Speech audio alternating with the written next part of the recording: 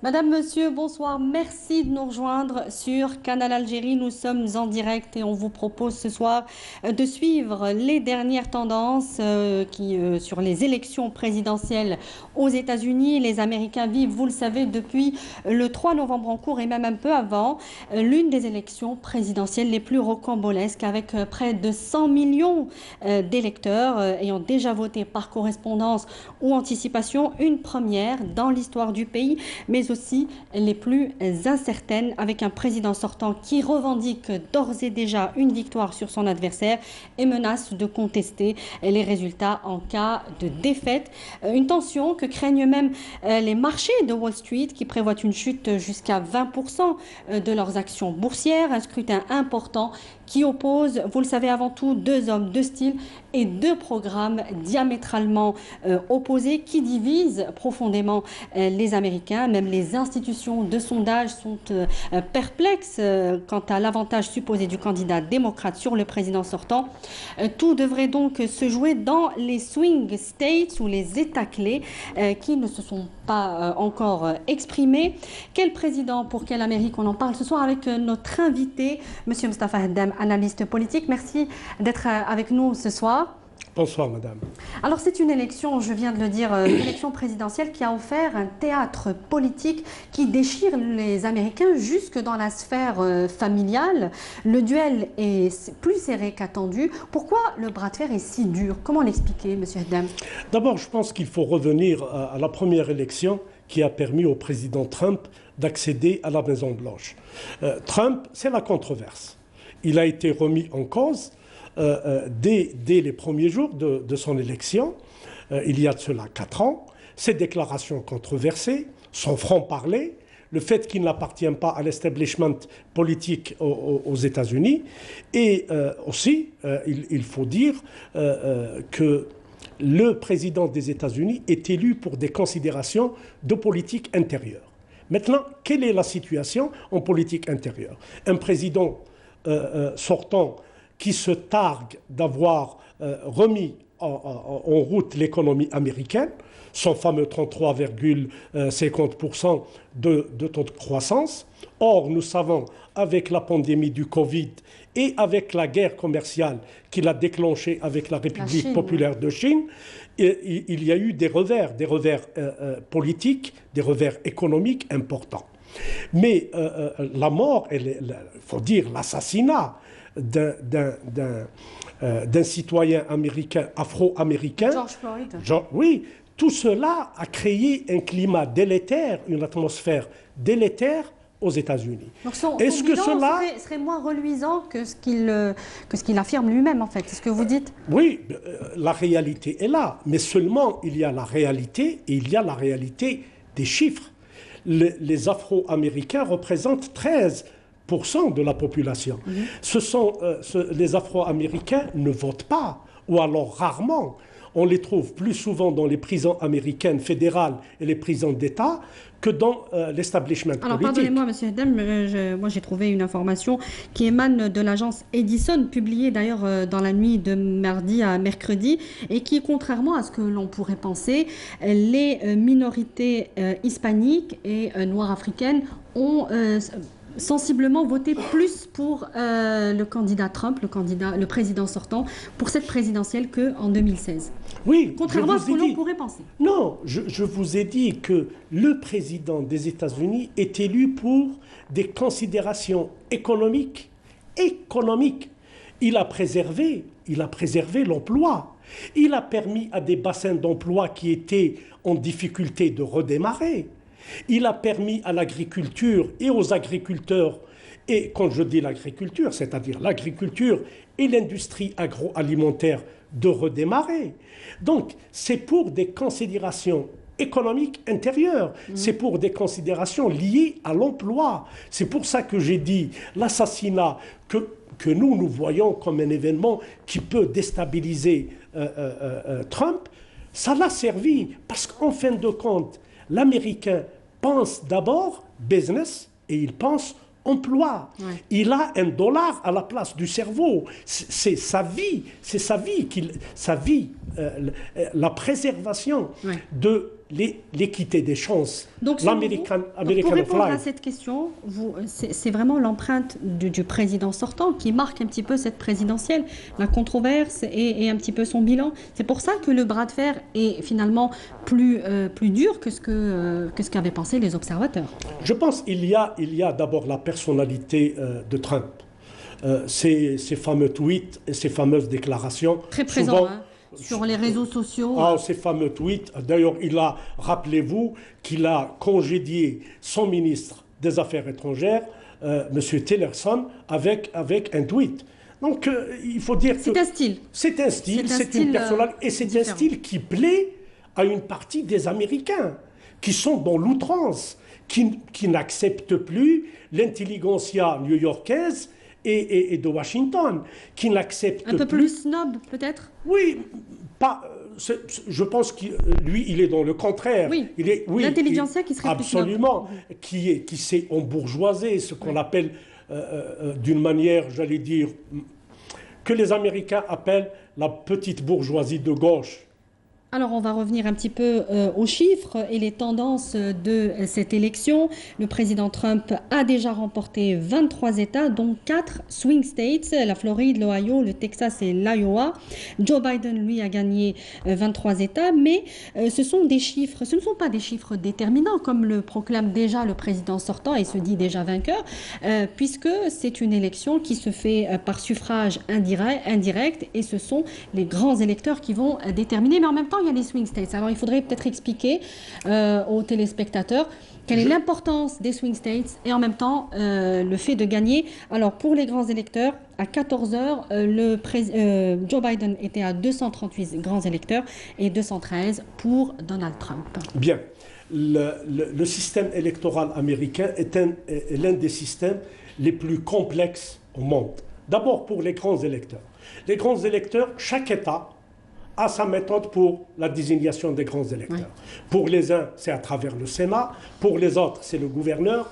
C'est les assemblées locales. Donc, chaque État a ses spécificités qui dégagent un certain nombre d'électeurs en fonction de la population.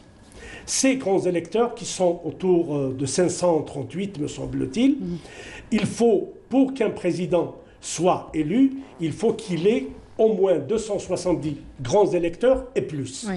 Bien. Maintenant, le vote populaire.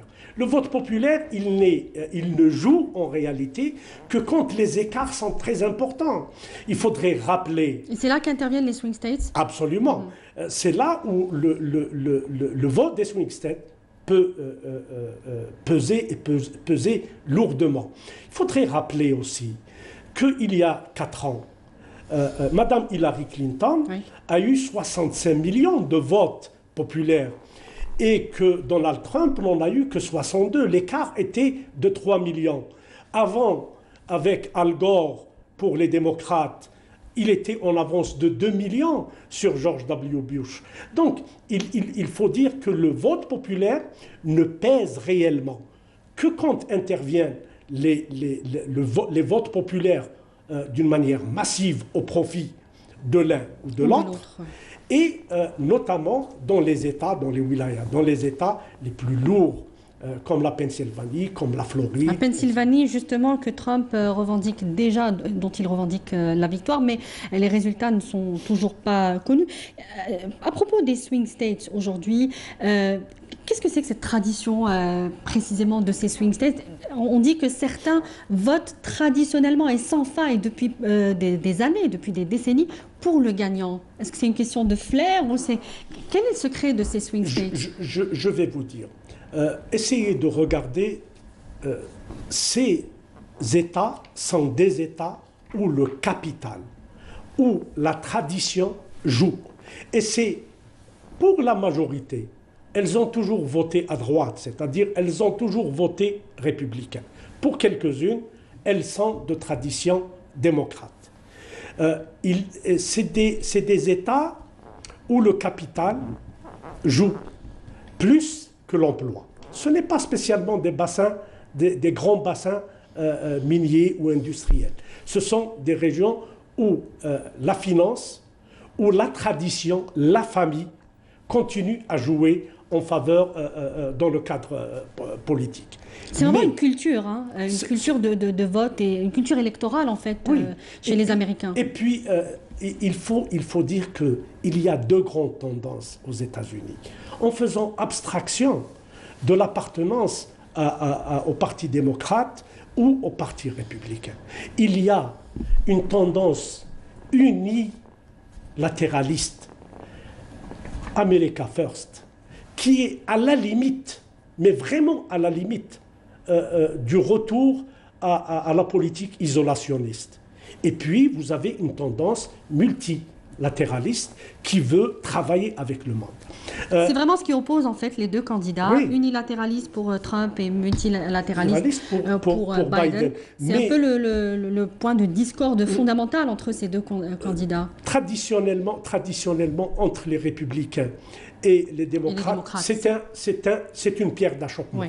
Mais il n'en demeure pas moins qu'au sein des républicains et au sein des démocrates, il y a ceux qui considèrent que le poids des États-Unis d'Amérique ne peut se perpétuer, cette politique impériale, cette politique de l'empire, ne peut se perpétuer qu'en continuant à être multilatéraliste. Ce qui n'est pas... il y a des, je ne pense pas que ce soit une différence idéologique. Je pense que c'est une différence d'approche en matière de politique étrangère. Alors, en raison du nombre important, comme je le disais, de votes par correspondance cette année, et à cause du coronavirus, on le sait, le dépouillement pourrait s'étaler sur plusieurs jours, notamment dans certaines régions comme la Philadelphie, la Pennsylvanie ou le Détroit dans le Michigan. Donc les résultats pourraient ne pas être connus avant plusieurs jours. C'est une situation que les Américains ont déjà connue. Oui, bien sûr. Tout le monde se rappelle le recomptage de billets Al Gore, George W. Bush pour en 2000. Son second mandat. On se rappelle, il y a eu comme ça des difficultés, des moments assez difficiles. Mais néanmoins, vous savez qu'il y a une date butoir. La date butoir, c'est le 14 décembre. Le 14 décembre, les États-Unis vont avoir un président. Oui. Rien au-delà de cette date butoir, d'une manière ou d'une autre. Maintenant, quels sont les éléments nouveaux? Les éléments nouveaux, c'est qu'au niveau de la Cour suprême fédérale... J'allais y venir, justement. Oui, au niveau de la Cour suprême fédérale, M. Donald Trump dispose de 6 juges. Il a profité du décès d'une juge tout récemment pour la remplacer. 6 juges sur combien, M. Sur 9. Sur 9. C'est-à-dire qu'il Donc c'est pour ça qu'il revendique, qu'il menace d'aller à la Cour suprême. Oui. Est-ce que justement les États-Unis, dont on parle souvent de leurs institutions, surtout au niveau de la justice, qui sont indépendantes de l'exécutif, est-ce qu'aujourd'hui brandir une telle menace de la part d'un président américain et dire qu'il va aller à la Cour suprême en ayant un certain avantage, est-ce que cela va s'avérer vrai, que la Cour suprême va automatiquement lui donner raison, va lui donner cette victoire, parce qu'il a nommé 6 juges sur 9? Je vais vous dire, avec les autres présidents qui appartenaient à l'establishment, il y avait la forme. On gardait la forme. On était dans ce qu'on appelle l'entre-gens, l'entre-soi. Donc là, les choses sont dites clairement. Bon, quelqu'un qui vient de l'extérieur de l'establishment, nous l'avons vu dans sa manière de faire, dans ses postures, même sur la posture physique, la manière outrancière dans le langage. C'est quelqu'un qui vient d'un autre monde et c'est quelqu'un qui en réalité fait la même chose, mais il l'a fait autrement. Tout à l'heure, probablement, nous allons venir à la politique étrangère et on verra qu'en réalité... Est-ce que cette situation pourrait créer une crise politico-judiciaire? Parce que c'est quand même un scandale de brandir une telle menace. Je vais vous dire, il y a un certain nombre d'observateurs qui considèrent que si M. Donald Trump est encore élu pour un deuxième mandat, cela risque de mener les États-Unis à des situations de scission d'un certain nombre d'États, d'une part. Et d'autre part, n'oubliez pas que la nouvelle garde des démocrates, notamment ceux qui ont rejoint le Parti démocrate avec l'arrivée de Sanders, sont vraiment à la gauche de la gauche au sein du Parti démocrate. Et qu'on les retrouve dans les médias, à Hollywood, c'est-à-dire là où il y a les faiseurs d'opinion, les leaders d'opinion, et que cela peut mener à des situations de crise plus graves que celles que nous avons vues au lendemain de l'élection de Donald Trump lors de son premier mandat. Tout le monde se rappelle les marches à New York, comment Manhattan était en ébullition. En ébullition, oui. Bien sûr. Donc, l'arrivée... Mais par rapport à l'institution judiciaire, M. Hedem, est-ce que vais... ça peut, par exemple, décrédibiliser l'institution judiciaire je vous aux ai dit États-Unis? ce qui se fait maintenant d'une manière outrancière par Donald Mais Trump, justement, ça ajoute. c'est toujours fait, mais d'une manière plus feutrée. Beaucoup plus feutrée, et c'est, si vous voulez, cette manière de faire feutrée, ça a été toujours la différence de style entre les démocrates et les républicains, mais plus maintenant avec la personnalité excentrique de Donald Trump, ces différences viennent à... Mais vous parlez... Est-ce que cela va décrédibiliser? Je ne crois pas. Je ne crois pas parce que vous connaissez l'expression très très très américaine, le système va jouer. Le système va jouer d'une manière ou d'une autre. C'est-à-dire que force est à la loi. Même s'il dispose de 6 juges, il a la majorité. Or, les décisions au niveau de la Cour suprême fédérale se prennent à la majorité. C'est-à-dire que c'est le jeu démocratique. Mais c'est ça le jeu démocratique. C'est le moins pire des systèmes, comme disait Blaise Pascal. Alors vous parlez d'excentricité, M. Hedem, mais certains observateurs y voient une forme de dangerosité, notamment sur la démocratie, tout simplement, puisque le président sortant, Donald Trump, fait planer une forme d'incertitude sur une transition pacifique post-électorale. Il y a même eu des troubles par endroits, notamment à Portland, où des manifestants d'extrême gauche et d'extrême droite se sont affrontés. Il y en a même qui ont brûlé des drapeaux américains. Est-ce que c'est une première ou est-ce qu'il pourrait y avoir des troubles comme ça post-électoraux et que les Américains sont finalement un petit peu habitués lorsque l'élection est serrée? D'abord, tout à l'heure, je disais que l'arrivée de Sanders, il faut dire que la colistière de M. Biden vient de cette, j'allais dire, de cette caste de la gauche des partis démocrates. Madame Kamala est très proche de Sanders et des idées de gauche au sein du parti démocrate. Et il y a aussi l'activisme de quelques leaders qui sont opposés perpétuellement à Donald Trump. Je parle de grands titres de la presse. Le New York Times, il est connu pour sa position. Des grandes chaînes télé qui sont opposées, de grandes personnalités du cinéma, de l'art, qui sont des leaders d'opinion, qui sont écoutés et qui sont carrément opposés à Donald Trump et à ses méthodes. Mais qui s'étaient déjà opposés en 2016. Hein. Ils l'ont fait perpétuellement depuis les élections et pendant toute la mandature, pendant toutes les 4 années où Donald Trump et l'administration Trump étaient à la Maison-Blanche. Mais force est de constater que Trump a un bassin électoral et il y a des gens qui le soutiennent. Il y a les suprématistes qui le soutiennent. Il y a les agriculteurs qui le soutiennent. Il y a l'une des plus grandes organisations de promotion des armes, l'ANRA, qui le soutiennent. Donc il a des soutiens.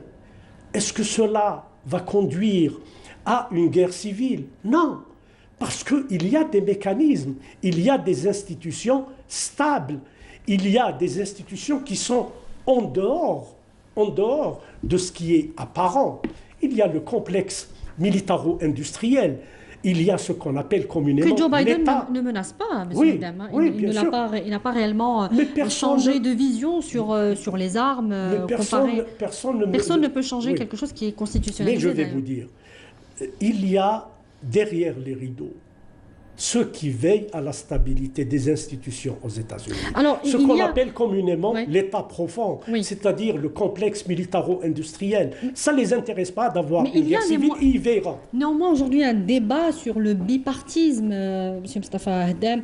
Cette élection a peut-être révélé plus que les autres précédemment la nécessité de réformer le système politique et électoral américain avec des chaînes news, par exemple, comme outil parfois de propagande, acquise aux deux camps, républicains et démocrates.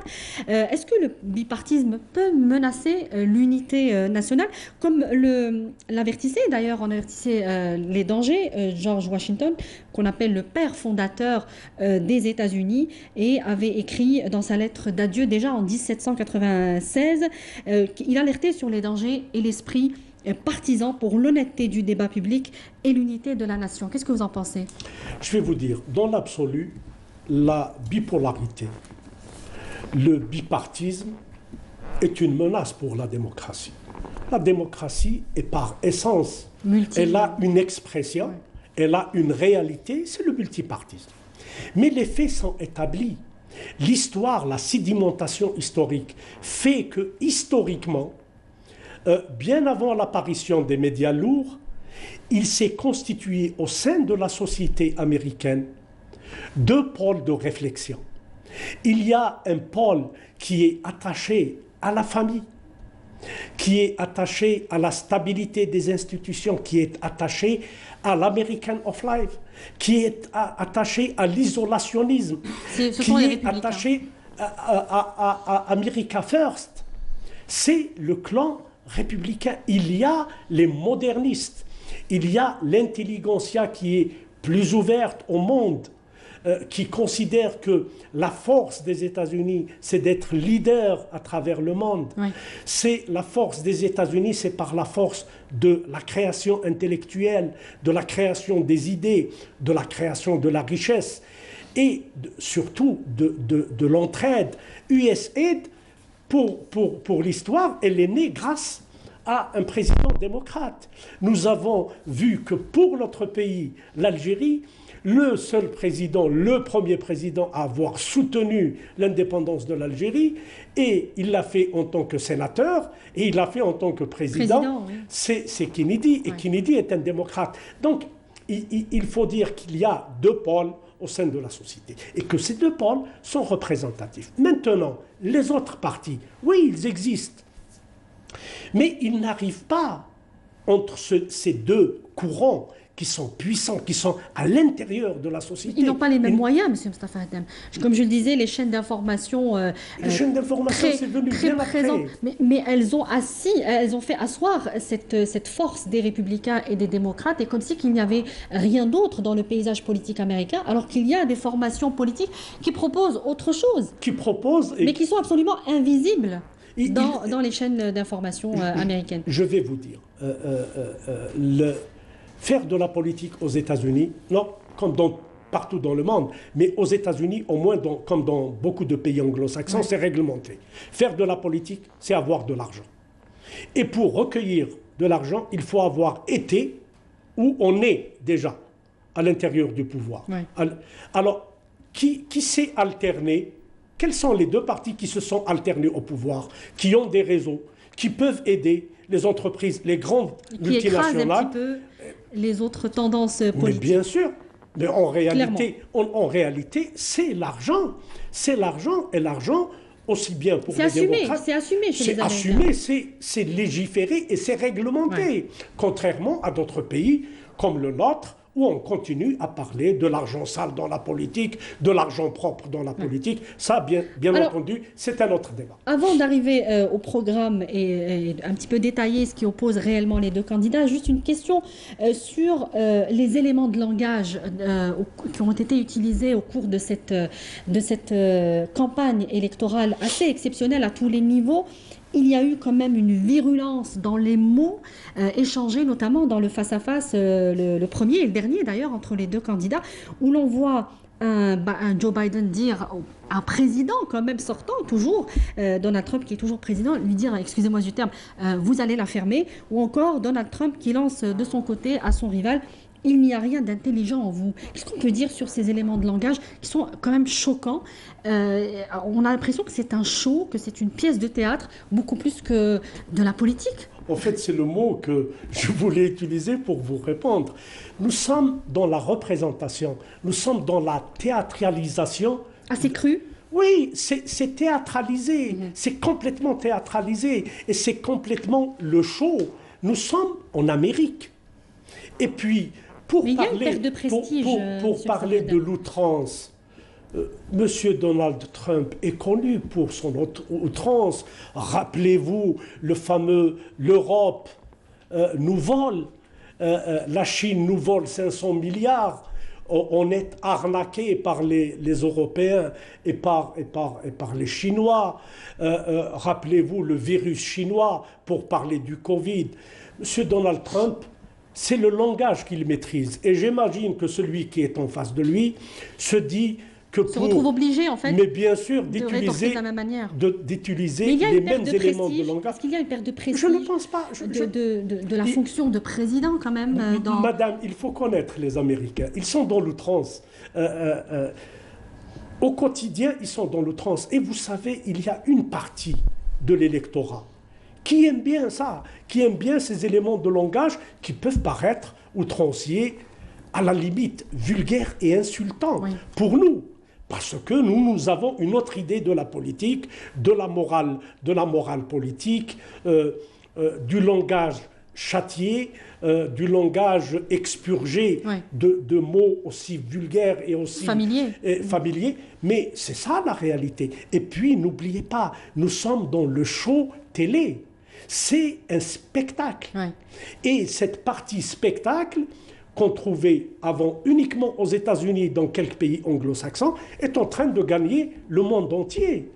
Même en Europe, même dans la vieille Europe, maintenant on voit des hommes politiques, écoutez, un pays que nous connaissons bien, la France, il y a de l'outrance maintenant, il y a, j'allais dire, des mots qu'on aurait considérés il y a quelques années comme des mots complètement déplacés et qui n'ont pas leur place dans le langage politique. Alors on va s'appesantir maintenant sur les programmes de ces deux candidats, deux visions opposées de la politique à conduire. On disait au départ que le bilan justement sur le front interne du président sortant, avec un taux de chômage historiquement bas, avec moins de concessions sociales, pour moins de précarité pour les franges les plus démunies, allait permettre à Donald Trump de passer aisément face à son adversaire. Pourquoi ça n'a pas été le cas et combien de temps pourrait durer cette incertitude selon vous? D'abord, il faut dire qu'après une période d'embellie économique, nous sommes en pleine récession. Aux États-Unis, nous avons l'économie a enclenché un processus de récession pour plusieurs raisons, pour des raisons objectives. La guerre commerciale déclenchée contre la Chine est en train de faire des revers.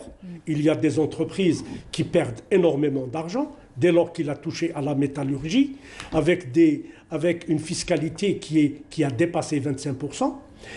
Les Américains commencent à le sentir dans leur quotidien parce que la Chine, c'est l'usine du monde et beaucoup de produits sont fabriqués en Chine.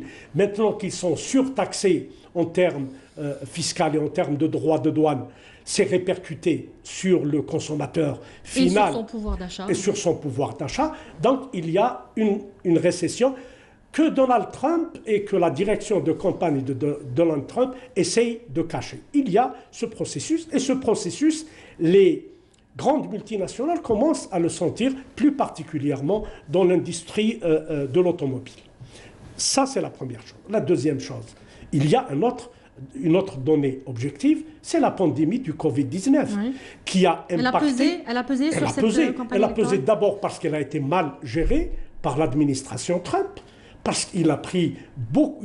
L'administration Trump l'a abordée avec beaucoup de légèreté, où l'insulte et l'anathème jeté contre la Chine,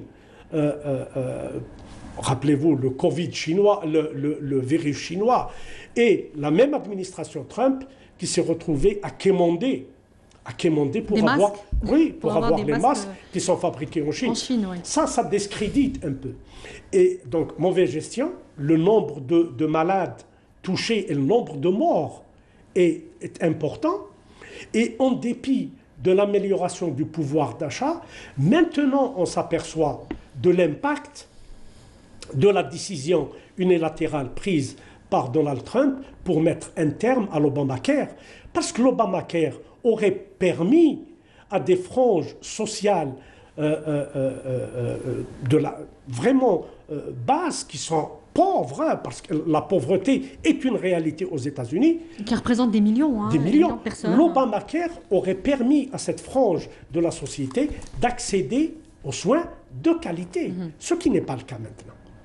Donc, les aspects économiques dont il se targue, et qui malheureusement a entamé une récession, la mauvaise gestion du Covid-19, cela a influé sur les résultats probants, il faut le dire, sur les résultats probants de la gestion de Donald Trump. Alors en face, nous avons quel candidat? Et il propose un petit peu, je vais vous faire un petit résumé rapide, il propose de détricoter un petit peu tout ce qu'a promis ou tout ce qu'a fait Donald Trump, notamment en matière d'Obamacare. L'Obamacare finalement qui représente l'accès à la justice sociale, tout simplement, et aussi sur d'autres aspects comme le climat, le retour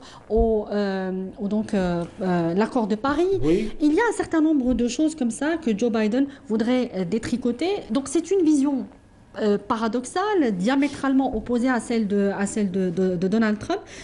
Quand Donald Trump parle de la grandeur de l'Amérique, Joe Biden parle de justice sociale et d'équité. Quel est le discours qui séduit les Américains aujourd'hui avec la réalité économique aujourd'hui et le coronavirus qui n'a pas fini de faire ses effets? Je vais vous dire, d'abord, parlons pendant quelques secondes de Joe Biden. Joe Biden a été choisi par la Convention par défaut. C'est vraiment le candidat par défaut. Si vous avez suivi sa campagne électorale, elle était terne. Je pense que c'est la plus terne d'un candidat démocrate depuis que les élections américaines sont largement médiatisées dans le monde. Nous avons vu des contradictions entre lui et sa colistière, des déclarations qui ont été remises en cause, des déclarations de Biden qui ont été remises en cause. Et puis, c'est bourde sur le plan protocolaire. Il se trompe en présentant ses petites filles entre Nathalie et l'autre. Il présente l'une à la place de l'autre. Donc, c'est un détail, mais c'est un détail qui pèse pour les Américains. Donc, il n'a rien proposé de ce qui fâche. Parce que, en réalité, en termes de politique intérieure, si ce n'est revenir et réimposer, rediscuter l'Obamacare pour permettre un certain accès à une certaine amélioration de la vie des franges de la société les plus touchées par la pauvreté. Mais à part cela, il ne propose rien. Donc vous voulez dire qu'il n'est pas vraiment percutant? Il n'a pas été, il n'y contrairement avait pas de punch. à Donald Trump. Donald Trump a été plus présent. Donald Trump, quoi qu'on dise, en dépit de la récession qui est en train de s'entamer, en dépit de sa mauvaise gestion du Covid, il a un certain nombre d'arguments. Et puis, dans l'esprit des Américains... Quand il propose de créer 10 millions d'emplois en 10 mois après son élection, évidemment, après une victoire, 1 million de petites entreprises, est-ce que c'est crédible aujourd'hui dans le contexte économique actuel que connaissent les États-Unis et le monde en général? En tous les cas, il le dit. En tous les cas, lui, il le dit, nous sommes dans une campagne électorale. Vous connaissez cette fameuse boutade d'un ancien président français, Jacques Chirac, qui disait « Les engagements de campagne ne concernent que celui qui les croit ». Parce que dans une campagne électorale, il y a du vrai, il y a du faux, il y a de l'outrancier. En fait. C'est de la propagande électorale. Et donc, le terme propagande, il y a un soubassement de mensonges ou de contre-vérité, pas complètement de mensonges. Mais il faut dire que Donald Trump a l'avantage de faire ce qu'il dit. Même si les résultats ne sont pas là, en tous les cas, il a toujours mis à exécution ses engagements et ce qu'il a dit. Et je vais vous dire, chez les Américains, dans la culture américaine, il y a 3 choses qu'un Américain n'accepte pas. Il n'accepte pas que vous lui dites « vous n'êtes pas patriote ». Il n'accepte pas que vous l'accusiez de ne pas payer ses impôts. Parce que devant une situation difficile, il vous dit « moi je suis un bon citoyen, je paye mes impôts ». Mais une troisième chose, il n'accepte pas l'aumône.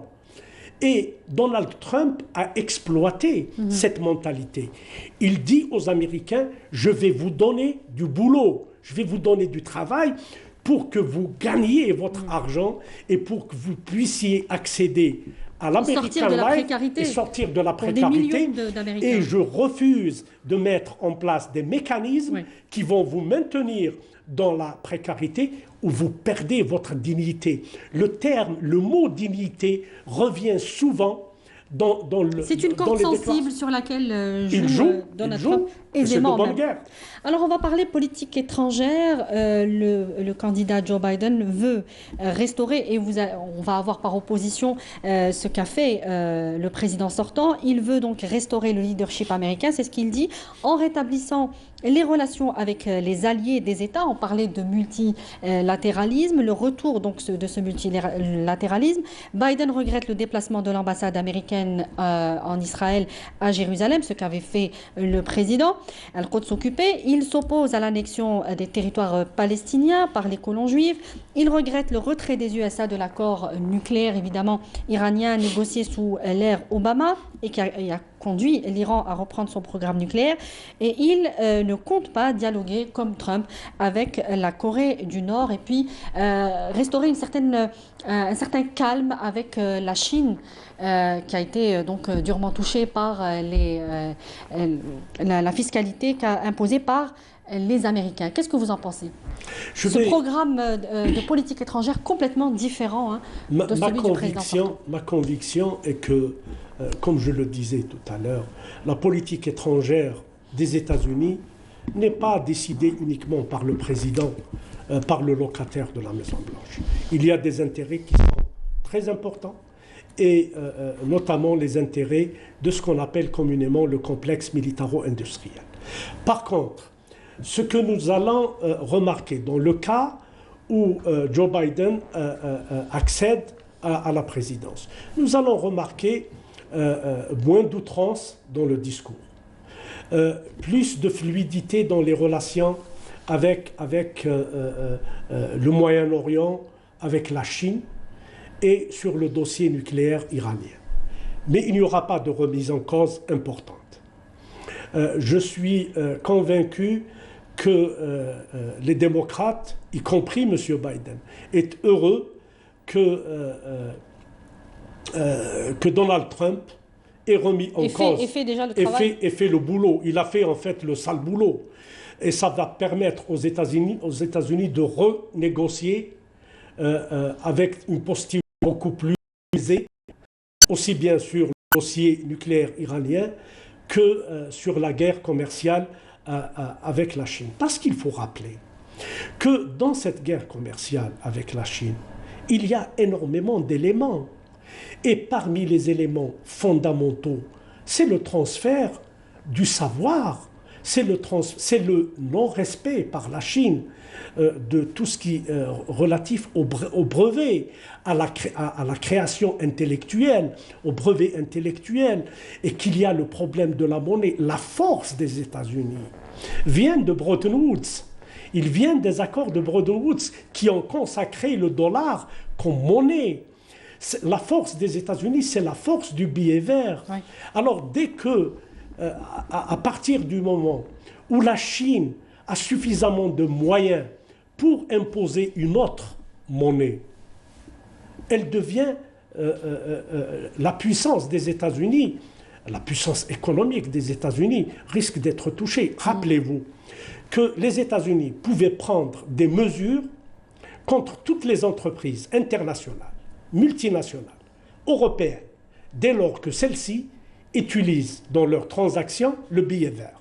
Et dès l'apparition de l'euro, l'influence des États-Unis, notamment en matière de mesures coercitives, commerciales coercitives, s'est réduite. Imaginez que la Chine, maintenant, en réalité première puissance économique mondiale, même si sur le plan, parce qu'il y a des éléments qui font de la puissance des critères militaire, économiques. Oui. absolument, les critères économiques et les critères militaires, Oui. même si elle a un retard sur les critères militaires. Sur le plan économique, elle continue à avoir une croissance à 2 chiffres. Et quand elle descend à un chiffre, c'est 9. Sinon, c'est à partir de 10 et plus. C'est devenu, la Chine est devenue l'usine du monde. La Chine, en matière de politique étrangère, est en train de faire une offensive importante, aussi bien en Europe et en Asie. En Afrique. En Asie, via la fameuse route de la soie, Oui. et en Afrique. En Afrique, c'est des politiques publiques, alors que les États-Unis utilisent les entreprises pour faire de la politique. Vous savez, quand la Chine vient, elle construit un stade à titre gracieux au profit des citoyens de ce pays. Elle a plus d'impact qu'une société, qu'une compagnie américaine qui finance un programme universitaire. Oui. Donc, les États-Unis sont en position maintenant défensive, notamment en Donc Afrique. ni les démocrates ni les républicains ne vont vraiment changer de vision Il y aura des changements dans la posture, madame. Dans le style. Dans le style, il y aura, mais sur les principes, je ne pense pas qu'il y aura de changements notables, profonds en matière de politique. Il nous reste 2 questions avant de terminer cette émission. Vis-à-vis de l'Afrique, M. Mustapha Haddam, qu'est-ce qu'on peut espérer avec un candidat démocrate, avec les éléments que nous avons aujourd'hui, les éléments économiques, le Covid aussi qui pèse aujourd'hui sur... Et il nous reste 10 minutes, voilà, précisément, on vient de me dire à l'oreillette. Qu'est-ce qu'on peut espérer avec peut-être un candidat démocrate aujourd'hui? D'abord, il faut relation rappeler, différente avec l'Afrique? D'abord, il faut rappeler que Donald Trump est le seul président depuis ces 20 dernières années à ne pas avoir visité l'Afrique lors de son premier mandat. Ouais. Ça en dit long. Ça en dit long. Deuxièmement, voyez les apports de l'USAID, l'agence américaine d'aide au développement, comment elle s'est réduite d'une manière substantielle. Troisièmement, nous avons remarqué une espèce d'utilisation de chantage par l'administration américaine, l'administration Trump, à l'égard d'un certain nombre de pays. Au nom, entre guillemets, des droits de l'homme. Nous avons vu, parce que le Cameroun a refusé des conditionnalités dans le cadre d'un programme d'aide, elle a été exclue du bénéfice de ce programme d'aide gouvernementaux parce que, au nom, entre guillemets, aussi des droits de l'homme. En réalité, la politique américaine de l'administration Trump en Afrique, elle s'est limitée uniquement aux aspects sécuritaires. Qu'il s'agisse de la Corne africaine, de la région CEDEAO, que dans la région qui nous est proche, c'est-à-dire la région sahélo-saharienne, ou même en Algérie. Regardez qui est venu en visite dans notre pays, si ce n'est le commandant de la Comecom africaine et tout récemment le chef de département de la défense du Pentagone, c'est-à-dire le ministre de la Défense. La politique étrangère américaine sous l'administration Trump en Afrique, elle est quasi inexistante. Elle s'est bornée uniquement aux aspects sécuritaires. Et quand elle a essayé de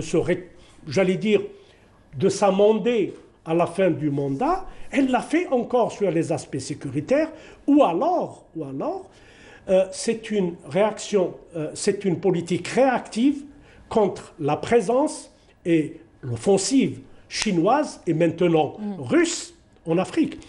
Rapidement, M. Haddam, juste avec un candidat, le candidat démocrate qui serait élu, est-ce qu'on pourrait espérer mieux, en tout cas ce serait toujours mieux qu'avec ce qu'on a eu avec Donald Trump, c'est ce que vous dites. Oui, les États-Unis, globalement, pour notre zone, pour notre ère d'existence, les États-Unis sont intéressés d'abord par le Moyen-Orient. Toute leur politique, c'est l'Asie, l'Asie mineure, le Golfe Persique et le Moyen-Orient. Donc, L'Afrique a été toujours le parent pauvre de la politique étrangère américaine. Néanmoins, sur le plan de l'aide au développement, personnellement, je m'attends qu'un président démocrate va apporter plus, mais surtout plus d'intérêt aux pays africains, aussi bien en matière d'aide au développement que l'aide à la démocratie. Alors, juste vraiment pour terminer, on sait que cette élection a un double enjeu, celui de la présidentielle, mais aussi le renouvellement de la Chambre des représentants et du Sénat. C'est l'autre enjeu de ce scrutin. L'ensemble des députés de la Chambre des représentants remettent en jeu leur mandat. Donc depuis le 3 novembre, quand seul un tiers du Sénat est renouvelé. La nouvelle composition du Congrès doit en principe donner une majorité au futur président élu qui sera investi donc définitivement le 21 janvier. La tendance est plutôt favorable aux démocrates. Qu'est-ce qu'on peut dire sur cette double élection? Moi, à mon avis, s'il y a deux Sénats, si les démocrates... En moins de 2 minutes, monsieur. Oui, si les démocrates sont majoritaires au Sénat, Trump, même élu, ne pourra pas gouverner et il n'échappera pas cette fois-ci à une procédure d'empêchement. Et s'il y a procédure d'empêchement, sachez qu'elle va passer. Parce qu'il en a échappé quand les républicains avaient le contrôle du Sénat.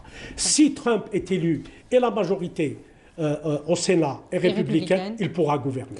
Monsieur Mostafa Haddam, je rappelle que vous êtes analyste politique. Merci pour tous ces éclairages ce soir. Merci. Merci d'avoir été là. C'est moi qui vous remercie, madame. Merci également à vous de nous avoir suivis. C'était donc un numéro spécial de Vision qui vous est proposé de suivre cette élection américaine en attendant, bien sûr, les résultats du président vainqueur de ce scrutin exceptionnel.